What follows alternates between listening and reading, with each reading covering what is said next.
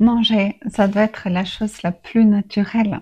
Tu es d'accord? Pourtant, avec la société actuelle, on a réussi à transformer le fait de se nourrir en une espèce de casse-tête, bien, surtout nous les femmes, je pense. Donc si toi aussi, tu passes plus de temps à compter, mesurer, entrer des données dans ton application que vraiment savourer ce qui est dans ton assiette, et que ouvrir le frigo, bah, ça déclenche plus de doutes que d'envie, cette vidéo est pour toi.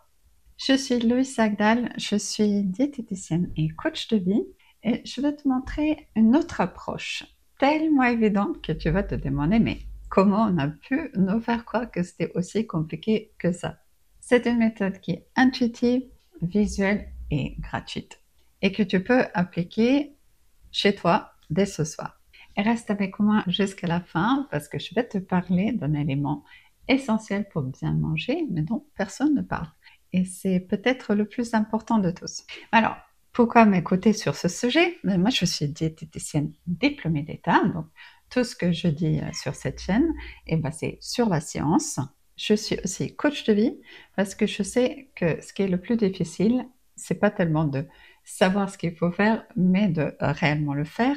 Je pense que je suis la première à pouvoir en témoigner parce que je vis la même réalité que toi, hein. Une vie bien remplie entre le travail, la famille, les amis, des responsabilités et ce moment du soir où il faut encore avoir de l'énergie et de l'inspiration pour composer un repas équilibré sans y passer des heures. Donc moi, j'accompagne des femmes comme toi qui traversent cette période de charnière qui est la ménopause où tout semble se réorganiser, le corps, l'énergie, les priorités. Et ce que je constate, c'est qu'on n'a pas besoin d'une énième méthode compliquée ou des injonctions. Je pense qu'on a besoin surtout de repères clairs et simples, réalisables tous les jours, sans mettre de la charge mentale en plus. On en a déjà suffisamment, je pense. Donc, ce que je vais te partager aujourd'hui, c'est l'approche que j'utilise moi personnellement, celle que mes clientes apprécient justement parce qu'elles s'intègrent facilement dans leur quotidien, sans frustration, sans perfectionnisme. Allez, un petit test express et sois honnête, est-ce que ça te parle? Si tu es comme beaucoup de femmes avec l'arrivée de la ménopause, tu as sûrement remarqué que les règles elles sont un peu changées. Les écarts de bouffe, de sommeil avant, c'était pas bien grave. On se reprenait en main un peu et puis tout rentrait dans l'ordre. Mais maintenant, ton corps, il réagit différemment. Ton énergie fluctue et cette petite bouée qui s'installe autour du ventre malgré tes efforts, tu peux le constater, oui, les règles, ils ont changé. Alors, je sais pas, tu télécharges cette application très prometteuse où tu rejoins un programme commercial de minceur qui te promet des monts et merveilles en un temps record. Mais c'est tellement compliqué de rentrer toutes ces données, de calculer les points, d'obtenir des badges de différentes couleurs pour savoir si oui ou non tu peux manger cet éclair au chocolat. Donc, progressivement, ça devient pesant, littéralement. Donc, tu abandonnes. Et avec l'abandon vient cette petite voix très désagréable qui murmure que tu as encore échoué. Alors tu essayes autre chose, tu testes des conseils de nouvel influenceur sur internet. Il suffit de faire comme eux, n'est-ce pas? Sauf qu'il dit juste tout et son contraire. Donc comment se retrouver dans tout ça? Tu as envie de bien manger, de faire bien à ton corps. Tu sais que tu en as besoin, mais le problème c'est que personne ne t'a vraiment expliqué comment il faut faire. Qu'est-ce que ça signifie concrètement de bien manger dans ton assiette et que tu puisses adapter ça aux contraintes de ta vie. Bon, je vais te dire quelque chose qui va te soulager, je pense. Si tu te sens un peu perdu, c'est normal. On ne t'a pas donné les bons outils, on t'a donné de la complication à la place de la clarté. Et justement, avant d'aller plus loin, laisse-moi te raconter un peu brièvement comment on est arrivé là. Parce que nos grands-mères, nos arrière-grands-mères, elles n'avaient pas besoin de toutes ces applications, des plans nutritionnels pour bien cuisiner. Elles cuisinaient avec une forme d'évidence. Alors, qu'est-ce qui a changé entre elles et nous? Eh bien, à partir des années 50, en fait, notre environnement a évolué beaucoup plus vite que notre biologie. Pendant des millénaires, notre corps a appris à économiser de l'énergie et à stocker les graisses, tout simplement pour survivre aux famines, aux événements, parce qu'il n'y avait pas de frigo à l'époque. Puis en quelques décennies, on est passé d'un monde de pénurie à un monde de surabondance. Après la Deuxième Guerre mondiale, le mot d'ordre, c'était de produire vite et en quantité, et l'industrie agroalimentaire, évidemment, rajoutait la rentabilité à tout ça. Mais notre cerveau, qui fonctionne encore avec les anciens réflexes de survie, se trouve dans un environnement saturé d'aliments qui transformés, ultra disponibles et conçus pour être vraiment irrésistibles. Donc, si on mange mal, c'est pas une question de mauvaise volonté, c'est un décalage entre notre programmation ancestrale et notre réalité moderne. Face à cet déséquilibre grandissant, les autorités ils ont voulu nous guider avec des recommandations nutritionnelles. L'intention était louable, mais des formulations en milligrammes de vitamines, de minéraux, en pourcentage de macronutriments, ce sont des informations scientifiquement justes, bien entendu, mais totalement inadaptées au moment où toi tu te trouves dans ta cuisine à la fin de ta journée et tu te poses, mais qu'est-ce qu'on va manger? 15% de protéines dans ton assiette, concrètement, ça représente quoi? Évidemment, on peut le calculer, hein, mais qui a le temps et surtout envie de faire ces calculs au quotidien? Pas moi en tout cas, et pourtant, j'adore la biochimie nutritionnelle. Moi, j'ai autre chose à faire de mes soirées. Alors voilà ce que je fais pour moi et ce que je fais avec mes clientes. Je leur donne des repères simples qu'elles peuvent utiliser tous les jours sans se prendre la tête. Parce que ce qui est important, je pense, c'est pas tellement de rentrer au millimètre près. Si globalement tu manges équilibré, tu vas t'en sortir et pouvoir te faire plaisir et faire des écarts. Donc, pour te donner ces repères, moi je m'appuie sur ce que j'appelle le modèle de l'assiette équilibrée. Il est basé sur la science et les recommandations officielles, mais il est traduit de façon visuelle et facile à retenir. Donc, pas de balance, pas d'application, juste un peu de bon sens. Je vais te le montrer. Mais d'abord, je vais juste préciser que c'est un modèle qui s'applique aux omnivores, c'est-à-dire celles qui mangent à la fois des protéines animales et des végétaux. Donc, si tu es végétalien, ce modèle doit s'adapter un petit peu. Commençons avec les protéines. Elle doit occuper à peu près un quart de ton assiette. Pourquoi je démarre avec les protéines? C'est parce que dans ma pratique, j'ai remarqué que les femmes, à partir d'un certain âge, n'en mangent pas assez. Je pense que c'est peut-être une idée culturelle, que les grosses steaks, ça c'est pour les hommes, et la salade, ça c'est pour nous les femmes.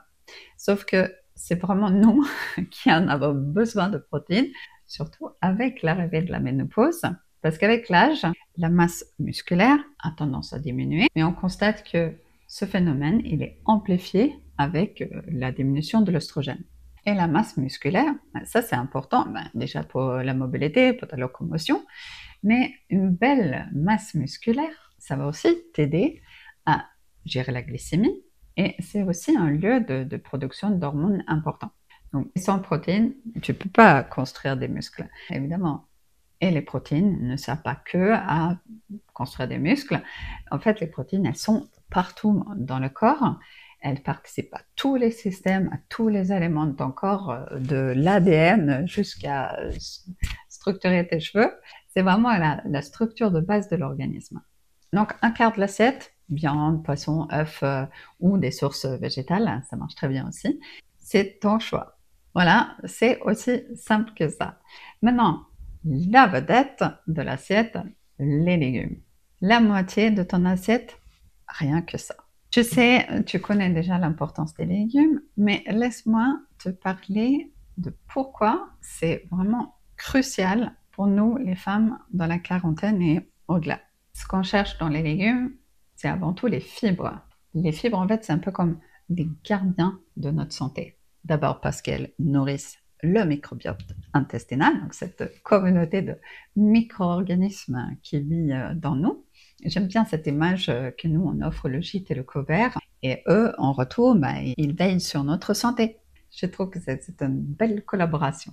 Or, quand l'œstrogène commence à fluctuer, cela affecte en fait le microbiote, qui devient plus fragile et moins diversifié.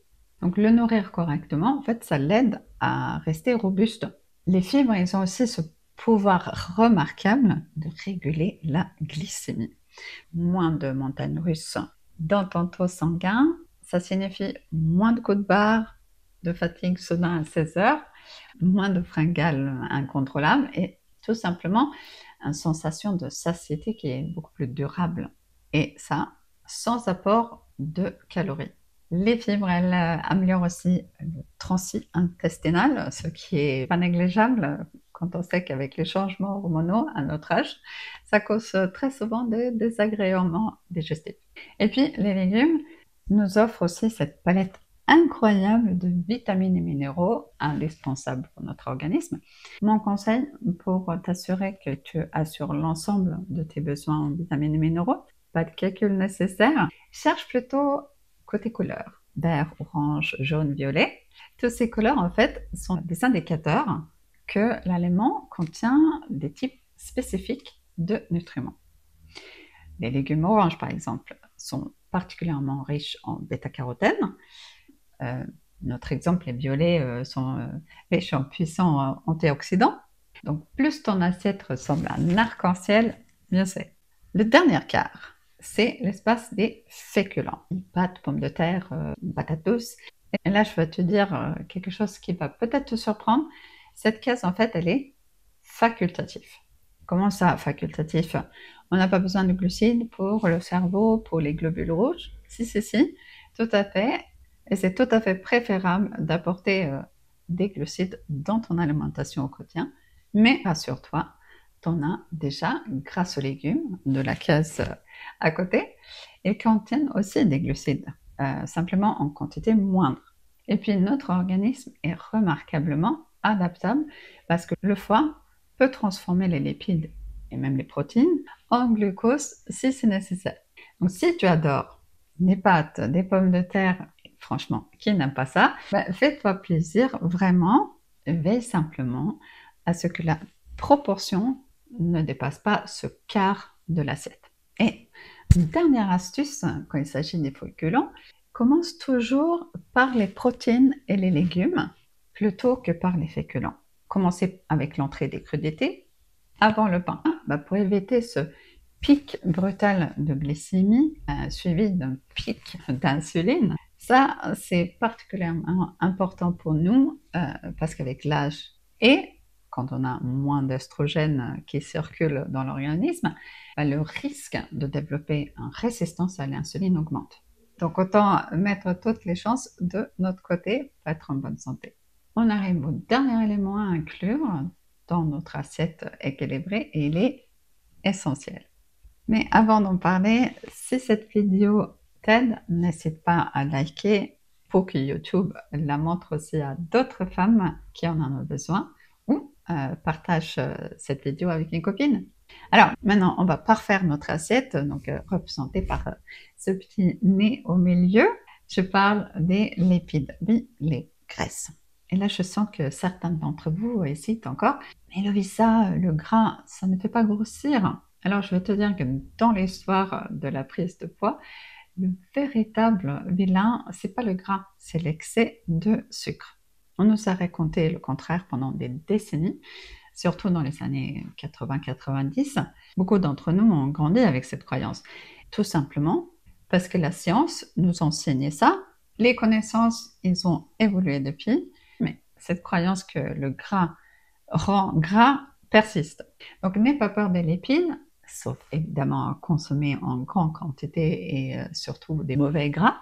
Les bons lipides, ils sont en fait aussi indispensables que les protéines, parce que ça construit notre corps, ça structure nos cellules, notre cerveau, nos hormones, le système nerveux, enfin, ça rentre aussi dans tous les systèmes. Et justement, quand nos hormones traversent cette période de réajustement qui est la ménopause, donner les bons matériaux de construction, ça c'est essentiel. Et les bons lipides, c'est par l'alimentation qu'on les obtient. Soit tu les apportes par les aliments eux-mêmes, donc les poissons gras comme les sardines et les maquereaux, ou l'avocat ou l'œuf. Soit tu les ajoutes par un filet d'huile d'olive pressée à froid sur tes légumes, ou par des graines ou des oléagineux sur ta salade. Ce sont en fait tous ces petits gestes quotidiens qui font la différence. Maintenant, tu te poses sûrement la question, mais les produits laitiers et les fruits, ils sont où dans cette assiette? Commençons par les produits laitiers. Si tu les digères bien et que tu les apprécies, ils peuvent effectivement apporter des nutriments très intéressants pour ton corps. Mais contrairement à ce que l'industrie laitière voudrait nous faire croire, ce ne sont pas des aliments indispensables pour notre corps. Même pour le calcium, il existe de nombreuses autres sources. Les légumes verts, les amandes, les sardines, il y a d'autres choix. Et les fruits maintenant, on a tous entendu le fameux 5 fruits et légumes par jour. Et c'est vrai, les fruits ont tout à fait leur place dans une alimentation équilibrée, si tu veux. Mais il faut savoir que les variétés modernes des fruits sont devenues considérablement plus sucrées que les fruits que mangeaient nos grands-mères. Alors aujourd'hui, il faut presque les considérer comme une douceur naturelle plutôt qu'un aliment de base. J'exagère à peine. Donc oui, aux fruits, mais avec discernement et de préférence associés avec les fibres et protéines pour éviter des pics de glycémie. Et l'hydratation dans tout ça, parlons-en. Évidemment, elle est essentielle aussi. Mais voici quelque chose d'intéressant, c'est que les aliments t'apportent beaucoup d'eau, environ 1 litre par jour. Un peu plus si tu consommes beaucoup de légumes et de soupe. Ensuite, il faut compléter avec environ 1,5 litre de boisson. Évidemment, un peu plus si tu fais du sport ou s'il fait chaud dehors. Mais c'est inutile de te promener avec cette gourde XXL de 3 litres qu'on voit sur les réseaux sociaux. Il faut savoir que boire trop, ça peut être tout aussi néfaste que ne pas boire assez. Écoute simplement les signaux de ton corps. Et café, thé, tisane, même le soda, tout compte dans le calcul. Bon, on récapitule vite fait. Une assiette équilibrée, c'est donc un quart de protéines, viande, poisson, œuf ou végétal, la moitié de légumes, le plus coloré possible, un quart de féculents, facultatif, et du bon gras à tous les repas. Pas de balance, pas d'application, juste ton œil et ton assiette. Tu vois, c'était pas aussi sorcière que ça finalement. Maintenant, je te propose de faire l'expérience toi-même. Commence par télécharger le PDF avec le modèle. Tu trouves le lien dans la description ci-dessous. Imprime-le et mets-le sur ton frigo. Et ce soir, essaie de composer une assiette comme ça. Et viens me raconter dans les commentaires comment tu as composé ton assiette. J'adore lire vos expériences. Mais attends, il manque quelque chose essentiel. C'est ce que j'avais dit au début de cette vidéo.